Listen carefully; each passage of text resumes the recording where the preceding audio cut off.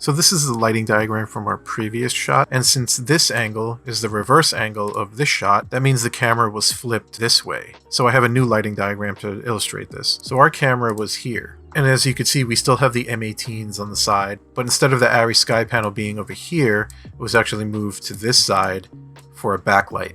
So moving over to the actual image, and as you can see in this corner, the source is brighter than it is in this corner. So that's a key indication, especially with the fog, that's a key indication of where the source is. Another thing we can see is clearly the edge light is coming from this direction because you can see the edge light here, and on this side it's not as bright. And again, you can see that here, and also the edge light on his face over here. And so we have the sky panel coming from this corner, and then we have our M18s coming from this side. If we just reference this lighting diagram again, you can see the M18s are off on the camera left side. And you can especially see the direction of the M18s here on her face. You can see there's a bit of shadow here going down the center of her face, and then also here on her arm.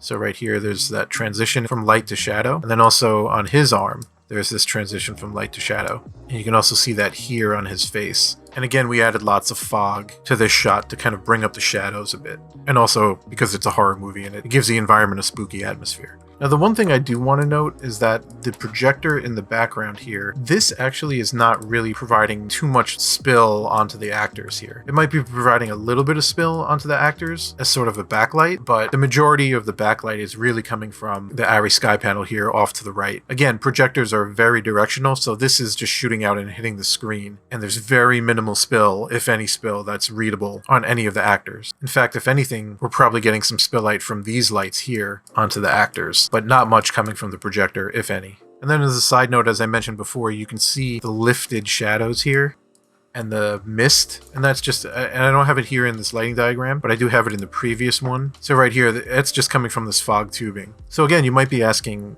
what if we don't have access to an ARRI sky panel SC60 or M18s?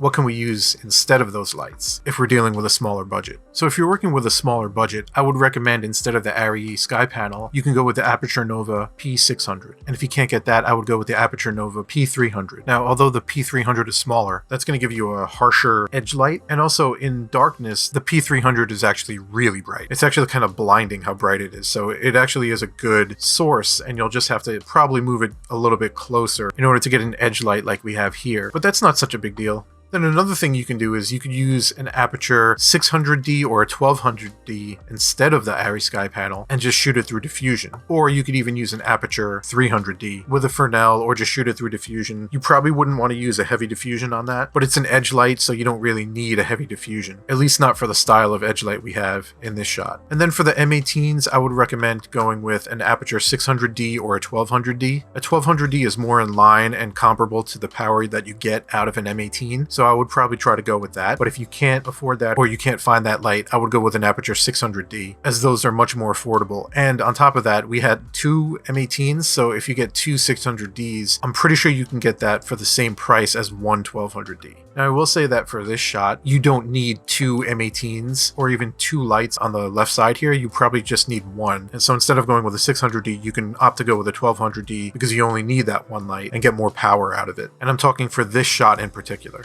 Now, don't forget there's the 600D Pro, which is currently on sale for $14.99. I think regularly it's $17.99 or $18.90 roughly at B&H. But the non-Pro version, which for something like this, you probably wouldn't even need the Pro version. So you can save yourself some money here and get it for $12.40 or roughly $1,400 when it's not on sale. So remember that the 600D has a non-Pro version, and I believe the only difference is the extreme weatherproofing that comes with the 600D Pro. I'm sure there are other small things, but this regular 600D is going to be fine for most uses as long as you're not tossing it around and not taking care of it. And if you're not dealing with any extreme weather, then you don't really have to worry about it. I'm sure the build is more robust on the Pro, but as long as you take care of your lights, this is going to do just fine, and it has pretty much the same features as the Pro version. Now, currently there's not a non-Pro version of the 1200D, so it is a bit more expensive, but if you can get your hands on it, I would definitely recommend this one because it's going to give you more punch, and if you don't need it, you can just dim it down. And then as far as the Aperture Nova, we have the P300. So the P300 is $16.99 or $18.99 on B&H, depending on if you catch it on sale. And the P600 is $35.90. So that's a bit more expensive. But again, you don't really need this light. You can substitute it for other lights that have more throw, more punch. And in fact, you could probably use an Aperture 600D non-pro instead of the P300, and it's actually cheaper. Now, one thing I just want to clarify is that when I'm recommending certain lights, I'm not trashing other lights, and I'm talking specifically in the context of the shots that I'm presenting here, not in general. So please, no hate mail about, Paul, why are you trashing this light or this light? I'm not. I'm just specifically talking about these shots that I'm presenting and alternatives that you can use to achieve the same or similar results. So that's it for this video. If you like this video, please like and subscribe so I can continue bringing you more videos like this. Let me know in the comments what type of breakdowns you want to see next, whether it's cinematography or VFX or editing. My name is Paul Del Vecchio, and I'll see you next time.